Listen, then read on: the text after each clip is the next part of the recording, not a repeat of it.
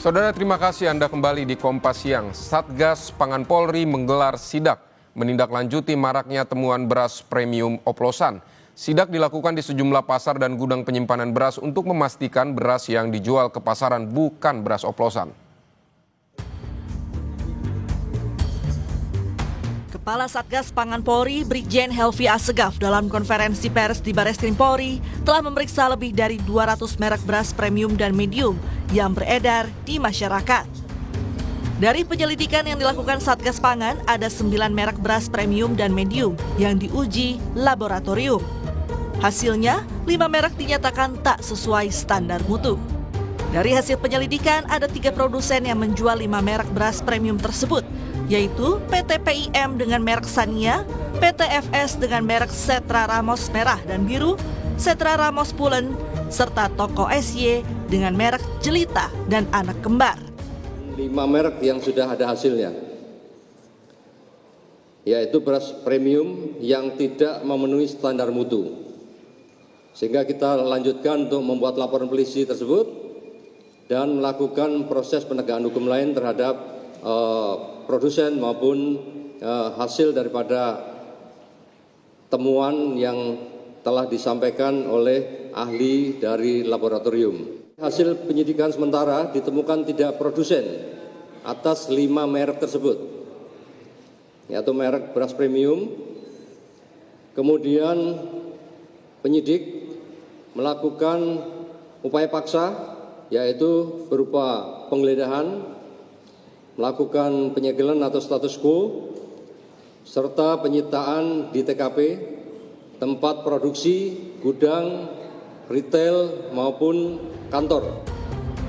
Satgas Pangan Kota Medan menemukan 2 merek beras premium yang diduga dioplos masih dijual di 2 toko. Satgas mendapatkan data beras yang diduga dioplos tersebut dari Kementerian Pertanian. Satgas pun menyebut telah mengambil sampel beras dan kini tengah diuji oleh Dinas Ketahanan Pangan. Sebelumnya, Kementerian Pertanian merilis 212 merek beras yang beredar di pasaran, namun tidak sesuai standar. Memang kita tadi ada daftar list yang kita duga memang ada beberapa daftar barang. Itu pun jadi pengawasan kita. Saat ini di tempat ini memang ada kita ketemukan, tetapi sudah kita ambil sampel. Apakah sama atau beda? Ya ini apakah produk yang ada di sini apakah sesuai dengan kualitas premium atau memang sesuai temuan yang sebelumnya.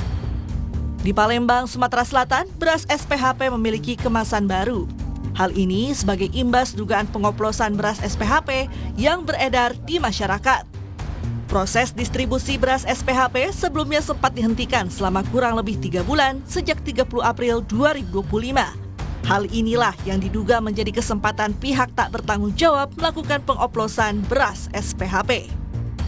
Satgas Pangan Kabupaten Jembrana melakukan sidak ke pabrik dan pasar. Sidak ini dilakukan untuk memastikan tidak ada beras oplosan beredar di Kabupaten Jembrana.